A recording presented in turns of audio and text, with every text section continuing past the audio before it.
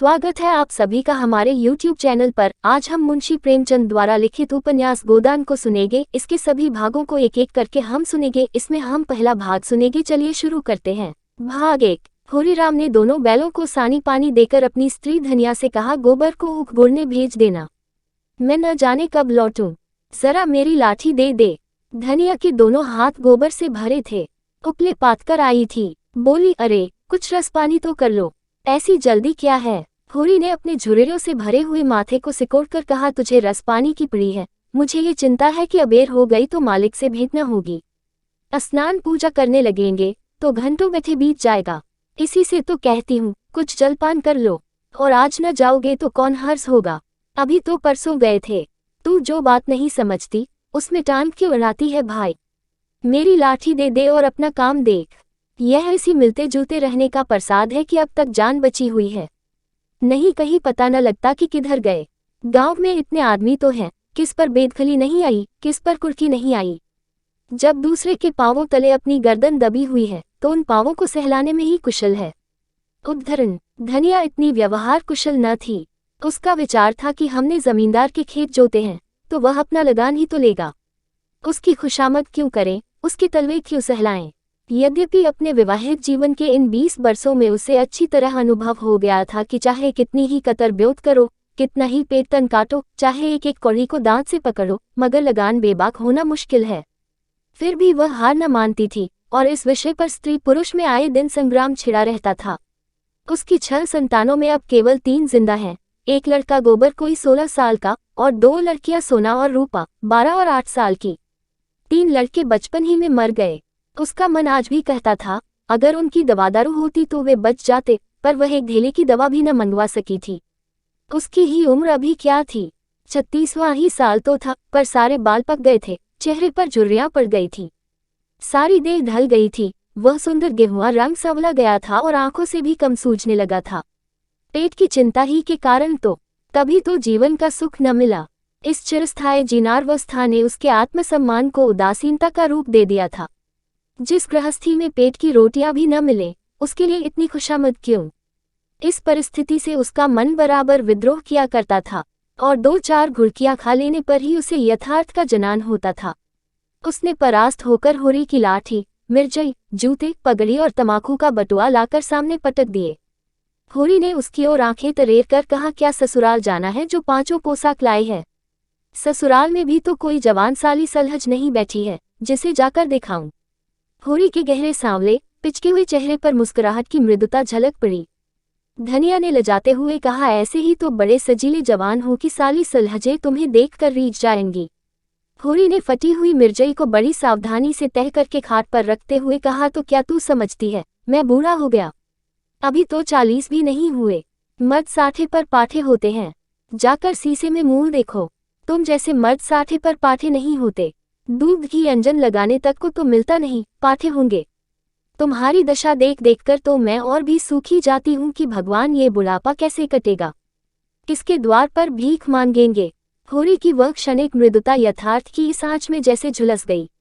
लकड़ी संभालता हुआ बोला, 60 तक पहुँचने की नौबत न आने पाएगी धनिया, इसके पहले ही चल देंगे। धनिया ने तिरस्कार किया, अच्छा रहने दो, मत अशुभ मुंह से निकालो। तुमसे कोई अच्छी बात भी कहे तो लगते हो कोसने। होरी लाठी कंधे पर रखकर घर से निकला तो धनिया द्वार पर खड़ी उसे देर तक देखती रही। उसके निराशा भरे शब्दों ने धनिया की चोट खाए हुए हृदय में आतंकमय कंपन सा डाल दिया था। वह जैसे अपने नारीत्व के संपूर्ण तप और व्रत से अपने पति को अभय दान दे रही थी। उसके अंतःकरण से जैसे आशीर्वादों का व्यूह सा निकलकर होरी को अपने अंदर छिपाए लेता था। विपन्नता के इस अथाह सागर में सुहाग ही वह तृण था जिसे पकड़े हुए वह सागर को पार कर रही थी। इन असंगत शब्दों ने यथार्थ के निकट होने पर भी मानो झटका देकर उसके हाथ से वह तिनके का सहारा छीन लेना चाहा। बिल्कुल यथार्थ के निकट होने के कारण ही उनमें इतनी वेदना शक्ति आ गई थी। काना कहने से काने को जो डैक होता है वह क्या 2 आंखों वाले आदमी को हो सकता है। होरी कदम बढ़ाए चला जाता था। पगडंडी के दोनों ओर ऊख के पौधों की लहराती हुई हरियाली देखकर उसने मन में कहा, भगवान कहीं गौ से बरखा कर दे और दाढ़ी भी सुभीते से रहे तो एक गाय जरूर लेगा। देशी गायें तो न दूध दे न उनके बछवे ही किसी काम के हों। बहुत हुआ तो तेली के कोल्हू में चले, नहीं वो पछाई गाय लेगा, उसकी खूब सेवा करेगा, कुछ नहीं तो 4-5 सेर दूध होगा। गोबर दूध के लिए तरस तरस कर रह जाता है। इस उम्र में न खाया पिया तो फिर कब खाएगा। साल भर भी दूध पी ले तो देखने लायक हो जाए। बछड़े भी अच्छे बैल निकलेंगे। 200 से कम की गोई न होगी। फिर गऊ से ही तो द्वार की शोभा है। सवेरे सवेरे गऊ के दर्शन हो जाया तो क्या कहना। न जाने कब ये साध पूरी होगी, कब वह शुभ दिन आएगा। हर एक गृहस्थ की भांति होरी के मन में भी गऊ की लालसा चिरकाल से संचित चली आती थी। यही उसके जीवन का सबसे बड़ा स्वप्न, सबसे बड़ी साध थी। बैंक सूद से चैन करने या जमीन खरीदने या महल बनवाने की विशाल आकांक्षाएं उसके नन्हे से हृदय में कैसे समाती। जेठ का सूर्य आमों के झुरमुट में से निकलकर आकाश पर छाई हुई लालिमा को अपने रजत प्रताप से तेज प्रदान करता हुआ ऊपर चढ़ रहा था और हवा में गमीर आने लगी थी। दोनों ओर खेतों में काम करने वाले किसान उसे देखकर राम राम करते और सम्मान भाव से चिलम पीने का निमंत्रण देते थे, पर होरी को इतना अवकाश कहाँ था। उसके अंदर बैठी हुई सम्मान लालसा ऐसा आदर पाकर उसके सूखे मुख पर गर्व की झलक पैदा कर रही थी। मालिकों से मिलते जुलते रहने ही का तो ये प्रसाद है कि सब उसका आदर करते हैं। नहीं उसे कौन पूछता। 5 बीघे के किसान की बिसात ही क्या, ये कम आदर नहीं है कि 3-3, 4-4 हल वाले महतो भी उसके सामने सिर झुकाते हैं। अब वह खेतों के बीच की पगडंडी छोड़कर एक खलेटी में आ गया था, जहां बरसात में पानी भर जाने के कारण तरी रहती थी और जेठ में कुछ हरियाली नजर आती थी। आसपास के गांवों की गुएं यहां चरने आया करती थीं। उस समय में भी यहाँ की हवा में कुछ ताजगी और ठंडक थी। होरी ने 2-3 सांसें जोर से लीं। उसके जी में आया कुछ देर यहीं बैठ जाए। दिन भर तो लू लपट में मरना है ही। कई किसान इस गड्ढे का पट्टा लिखाने को तैयार थे, अच्छी रकम देते थे, पर ईश्वर भला करे राय साहब का कि उन्होंने साफ कह दिया, यह जमीन जानवरों की चराई के लिए छोड़ दी गई है और किसी दाम पर भी न उठाई जाएगी। कोई स्वार्थी जमींदार होता तो कहता गायें जाया भाड़ में, हमें रुपए मिलते हैं, क्यों छोड़ें। पर राय साहब अभी तक पुरानी मर्यादा निभाते आते हैं। जो मालिक प्रजा को न पाले वह भी कोई आदमी है। सहसा उसने देखा भोला अपनी गाय लिए इसी तरफ चला आ रहा है। भोला इसी गांव से मिले हुए पुरवे का ग्वाला था और दूध मक्खन का व्यवसाय करता था। अच्छा दाम मिल जाने पर कभी कभी किसानों के हाथ गायें बेच भी देता था। होरी का मन उन गायों को देखकर ललचा गया। अगर भोला वह आगे वाली गाय उसे दे तो क्या कहना, रुपए आगे पीछे देता रहेगा। वह जानता था घर में रुपए नहीं है, अभी तक लगान नहीं चुकाया जा सका, बिसेसर साह का देना भी बाकी है, जिस पर आने रुपए का सूद चढ़ रहा है। लेकिन दरिद्रता में जो एक प्रकार की अदूरदर्शिता होती है, वह निर्लजता जो तकाजे, गाली और मार से भी भयभीत नहीं होती, उसने उसे प्रोत्साहित किया। बरसों से जो साध मन को आंदोलित कर रही थी, उसने उसे विचलित कर दिया। भोला के समीप जाकर बोला, राम राम भोला भाई, कहो क्या रंग ढंग है। सुना अब की मेले से नई गाय लाए हो।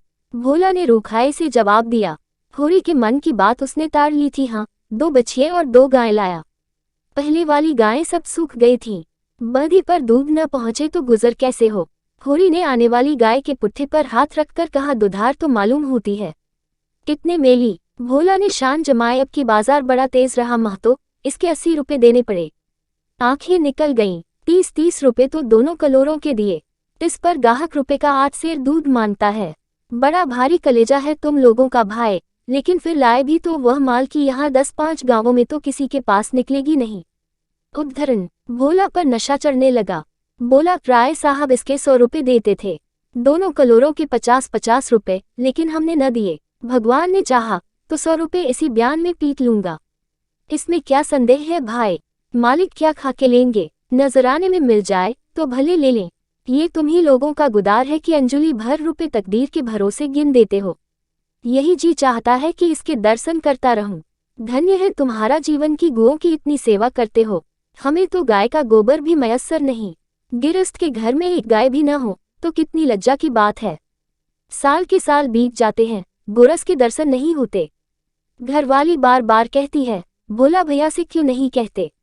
मैं कह देता हूँ, कभी मिलेंगे तो कहूँगा। तुम्हारे स्वभाव से बड़ी प्रसन्न रहती है। कहती है, ऐसा मर्द ही नहीं देखा कि जब बातें करेंगे नीची आंखें करके कभी सिर नहीं उठाते। उद्धरण। भोला पर जो नशा चढ़ रहा था उसे इस भरपूर प्याले ने और गहरा कर दिया। बोला, भला आदमी वही है जो दूसरों की बहू बेटी को अपनी बहू बेटी समझे। जो दुष्ट किसी महरिया की ओर ताके उसे गोली मार देना चाहिए। ये तुमने लाख रुपए की बात कह दी भाई। बस सज्जन वही जो दूसरों की आबरू को अपनी आबरू समझे। उद्धरण, जिस तरह मर्द के मर जाने से औरत अनाथ हो जाती है, उसी तरह औरत के मर जाने से मर्द के हाथ पांव टूट जाते हैं। मेरा तो घर उजड़ गया महतो, कोई एक लोटा पानी देने वाला भी नहीं। उद्धरण, गत वर्ष भोला की स्त्री लू लग जाने से मर गई थी। ये होरी जानता था, लेकिन 50 बरस का खनखर भोला भीतर से इतना स्निग्ध है, वह न जानता था। स्त्री की लालसा उसकी आंखों में सजल हो गई थी। होरी को आसन मिल गया, उसकी व्यवहारिक कृषक बुद्धि सजग हो गई। पुरानी मसल झूठी थोड़ी है, बिन घरनी घर भूत का डेरा, कहीं सगाई नहीं ठीक कर लेते। उद्धरण, ताक में हूँ महतो, पर कोई जल्दी फंसता नहीं। 150 खर्च करने को भी तैयार हूँ, जैसी भगवान की इच्छा। उद्धरण, अब मैं भी फिर्क में रहूंगा, भगवान चाहेंगे तो जल्दी घर बस जाएगा। उद्धरण, बस यही समझ लो कि उबर जाऊंगा भैया। घर में खाने को भगवान का दिया बहुत है, 4 पसेरी रोज दूध हो जाता है, लेकिन किस काम का। उद्धरण, मेरे ससुराल में एक महरिया है, 3-4 साल हुए उसका आदमी उसे छोड़कर कलकत्ते चला गया। बेचारी पिसाई करके गुजर कर रही है, बाल बच्चा भी कोई नहीं, देखने सुनने में अच्छी है, बस लक्ष्मी समझ लो। उद्धरण, भोला का सिकुड़ा हुआ चेहरा जैसे चिकना गया। आशा में कितनी सुधा है। बोला, अब तो तुम्हारा ही आसरा है महतो, छुट्टी हो तो चलो एक दिन देख आएं। मैं ठीक ठाक करके तब तुमसे कहूंगा, बहुत उतावली करने से भी काम बिगड़ जाता है। उद्धरण, जब तुम्हारी इच्छा हो तब चलो, उतावली काहे की, इस कब्री पर मन ललचाया हो तो ले लो। उद्धरण, ये गाय मेरे मान की नहीं है दादा, मैं तुम्हें नुकसान नहीं पहुंचाना चाहता। अपना धर्म यह नहीं है कि मित्रों का गला दबाएं, जैसे इतने दिन बीते हैं वैसे और भी बीत जाएंगे।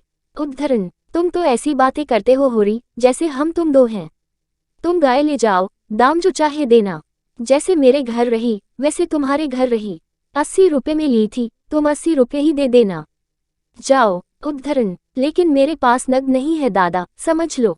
उद्धरण, तो तुमसे नगद मांगता कौन है भाई। होरी की छाती गज भर की हो गई। 80 रुपये में गाय महंगी न थी, ऐसा अच्छा डील डॉल, दोनों जून में 6-7 सेर दूध, सीधी 80 की बच्चा भी दो ले। इसका तो एक एक बाछा 100-100 का होगा, द्वार पर बंधेगी तो द्वार की शोभा बढ़ जाएगी। उसे अभी कोई 400 रुपये देने थे, लेकिन उधार को वह एक तरह से मुफ्त समझता था।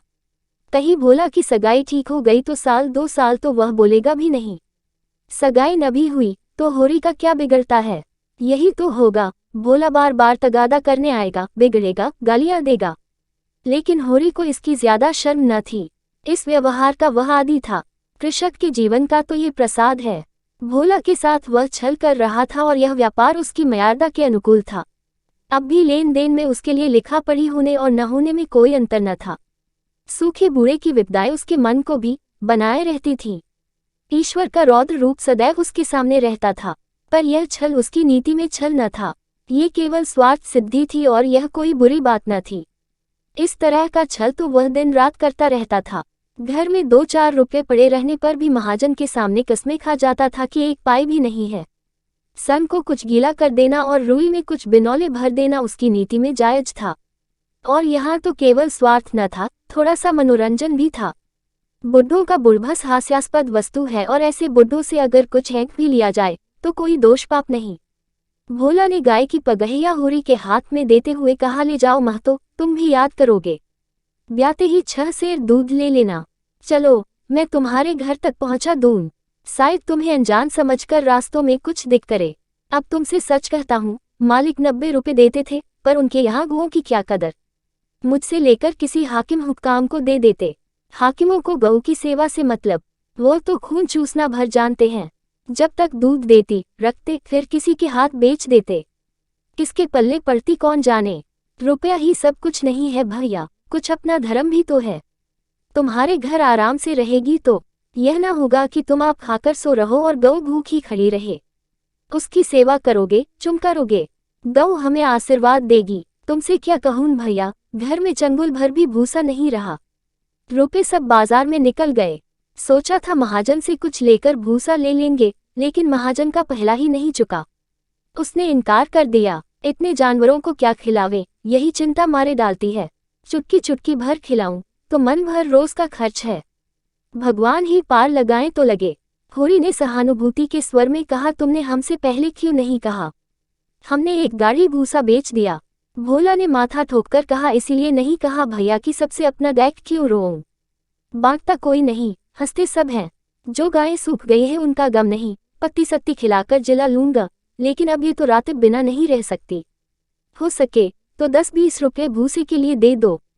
किसान पक्का स्वार्थी होता है, इसमें संदेह नहीं। उसकी गांठ से रिश्वत के पैसे बड़ी मुश्किल से निकलते हैं। भाव ताव में भी वह चौकस होता है। ब्याज की एक एक पाई चुराने के लिए वह महाजन की घंटों चिरौरी करता है। जब तक पक्का विश्वास न हो जाए वह किसी के फुसलाने में नहीं आता, लेकिन उसका संपूर्ण जीवन प्रकृति से स्थायी सहयोग है। वृक्षों में फल लगते हैं, उन्हें जनता खाती है। खेती में अनाज होता है, वह संसार के काम आता है। गाय के थन में दूध होता है, वह खुद पीने नहीं जाती, दूसरे ही पीते हैं। मेघों से वर्षा होती है, उससे पृथ्वी तृप्त होती है। ऐसी संगति में कुत्सित स्वार्थ के लिए कहाँ स्थान। होरी किसान था और किसी के जलते हुए घर में हाथ सेंकना उसने सीखा ही न था। भोला की संकट कथा सुनते ही उसकी मनोवृत्ति बदल गई। पगहिया को भोला के हाथ में लौटाता हुआ बोला, रुपए तो दादा मेरे पास नहीं है, हाँ थोड़ा सा भूसा बचा है, वह तुम्हें दूंगा। चलकर उठवा लो, भूसे के लिए तुम गाय बेचोगे और मैं लूंगा, मेरे हाथ न कट जाएंगे। भोला ने आर्द्रकंठ से कहा, तुम्हारे बैल भूखों न मरेंगे। तुम्हारे पास भी ऐसा कौन सा बहुत सा भूसा रखा है? नहीं दादा, अब की भूसा अच्छा हो गया था, मैंने तुमसे नाहक भूसे की चर्चा की। उद्धरण, तुम न कहते और पीछे से मुझे मालूम होता तो मुझे बड़ा रंज होता कि तुमने मुझे इतना गैर समझ लिया। अवसर पड़ने पर भाई की मदद भाई भी न करे तो काम कैसे चले। मुदा ये गाय तो लेते जाओ।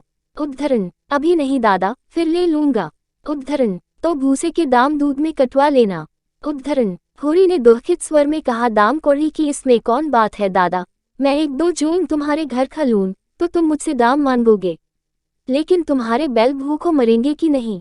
उद्धरण, भगवान कोई न कोई सबील निकालेंगे ही, असार सिर पर है, कर भी बोलूंगा। उद्धरण, भाग एक यहीं पर समाप्त होता है, फिर मिलेंगे दूसरे भाग में, तब तक के लिए नमस्कार।